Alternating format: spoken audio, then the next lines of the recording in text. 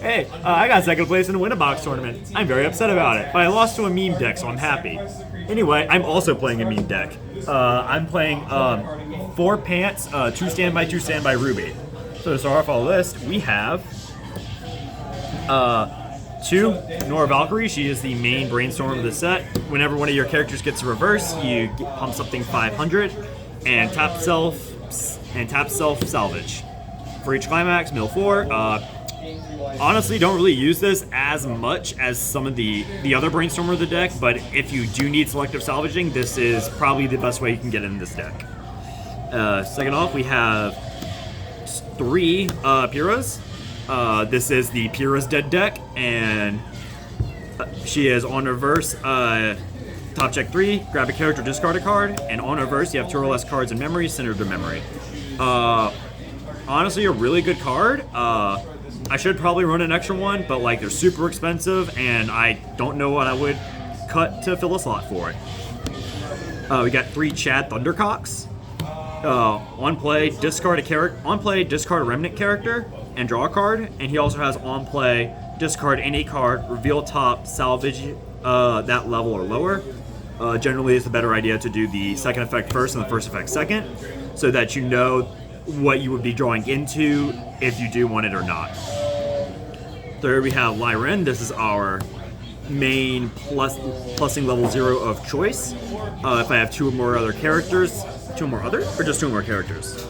No, if I have another character, he is a clock bomb, and he's a really funky salvage Ricky where you, on death, pay 1, check the top 3 cards of your deck, and you put any of those into clock, rest to grave, and then salvage any character. So it definitely does help you get through your deck, which is essentially what this entire deck's built around. If you're ever in a bad deck state, you can just easily turbo through your deck without fail.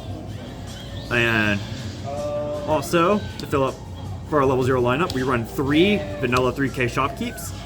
You'll see why we run this in a hot minute, but also 3Ks are just pretty sizable bodies, unless you're going to get something like Hololive, in which case you have this to deal with Rushius.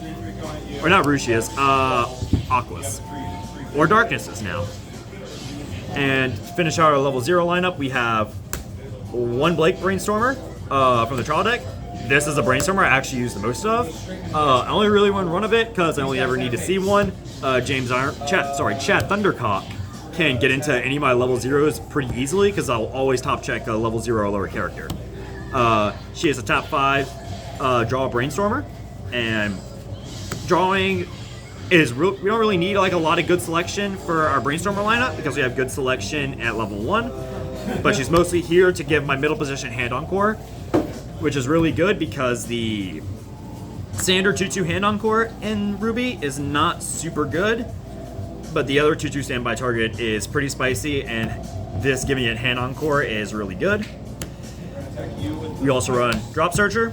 We don't really have a lot of deck access, so if we need access to the deck for something specific, this can help us. And it's also a really good discard outlet. And Climax Swapper.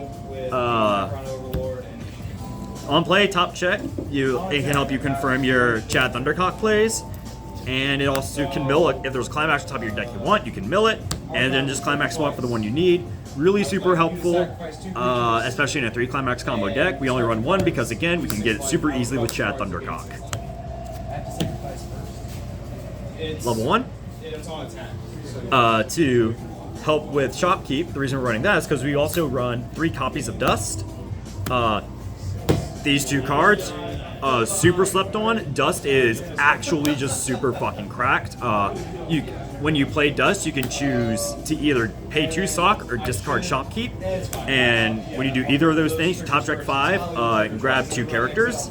Ruby doesn't really have a lot of good ways outside of like spammable brainstormers to just mill through deck.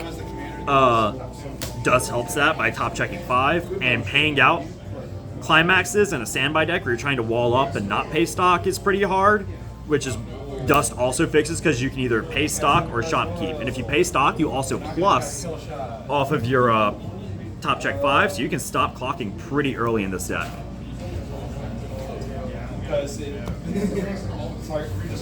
For a level 1 climax combo, we run 4 Weiss Schwarz. If you have 2 more other characters, she's a 6K, so a pretty sizable body by herself. And then on play of the climax, which is the pants. Ooh. Ha.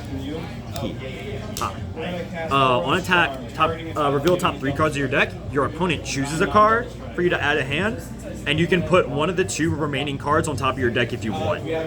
This combo by itself is really, really bad, but in combination of the Brainstormer and the fact that you are running standby allows you to stack your triggers, and every card that you don't like that your opponents give you, you can just discard for a hand encore for a Weiss. So it essentially just turns all your junk cards into something that's already on your field that you want to keep.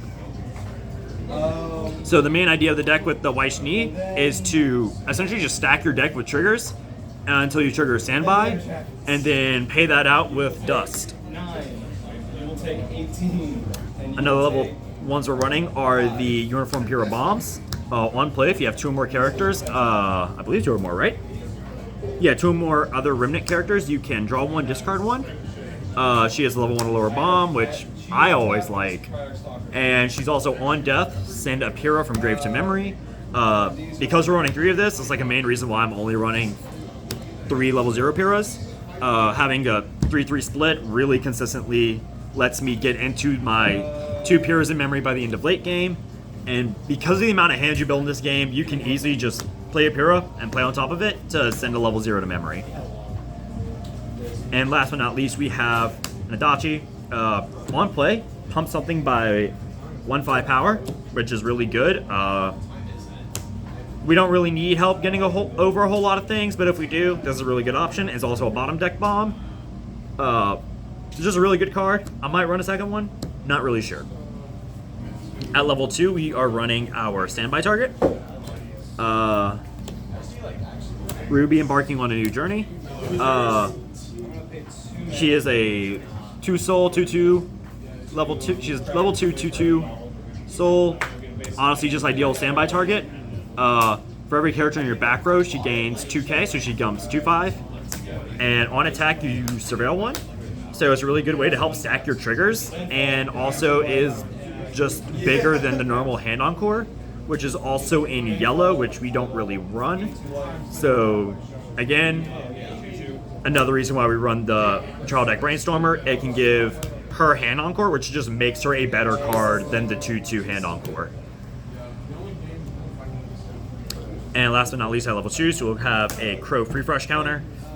Free fresh counters are good. It saved my ass in one of these games, and I really wish it saved my ass in my last game, but I just never found it, so what can we do? At level 3, we run our second climax combo, Pura Nikos.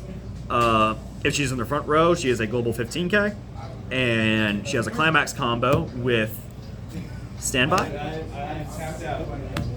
When she's played by the standby effect, you can pay 2, sack the standby, and restand her, and then shuffle back cards from your opponent's deck or graveyard into their deck, depending on how many characters they have, or you have. So if you have a full field, you'll shuffle back 5 cards from their graveyard into deck. Really good at helping decompress the opponent, and it's one of our main early play packages. Again, we'll like to standby this out in the middle position of the front row so we can keep it alive with the Brainstormer. We do have another plan for our early plays. We run 2 Blake early play healers. She's the MASH profile, Chorless Climaxes in Grave early play, stock heal, and she gets 1k for each character in your back row. So with this, she'll become a 12/5, pretty sizable body, mostly just here for healing if we ever so need it to. Our main level 3 though is Ruby Rose. On play, heal 1. And then climax combo, if you have 2 of the Puras in memory, which you 9 times out of 10 will have by the end of the game, on play of the climax, you can tap her and burn and have your opponent take 3 damage and then clock kick the thing in front of it. So really good around getting around like any money counters or neg soul counters, because it will never attack the opponent directly. And if it has something like hand encore, it'll get rid of that because there is no chance for the opponent to encore their characters. Last but not least, we run Best Girl as a one of. She is on play, pay 1, salvage a climax. Although we do run pants to help us get into our climaxes, we do only run 2 of the Ruby Awakening climax, so it is a good way to help us confirm our Ruby turns. And she's also on play, discard a character to summon 2 characters from your opponent's graveyard onto the deck in open slots.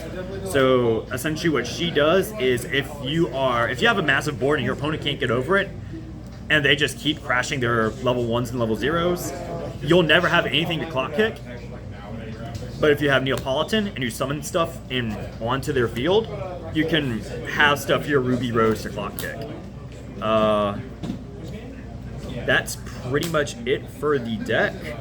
The deck is pretty fun. I really, really enjoy it, and it's basically meant to just straight turbo through your deck and make sure you're doing something at all 4 levels of the game. You're either filtering with Chad Thundercock, you're stacking your deck with Weiss, you're decompressing your opponent at 2, or you're killing them at level 3.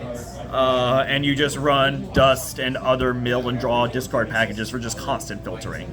So I'm pretty sure that's all I want to do with this deck. I don't think I'll ever make any changes to it, and that's it.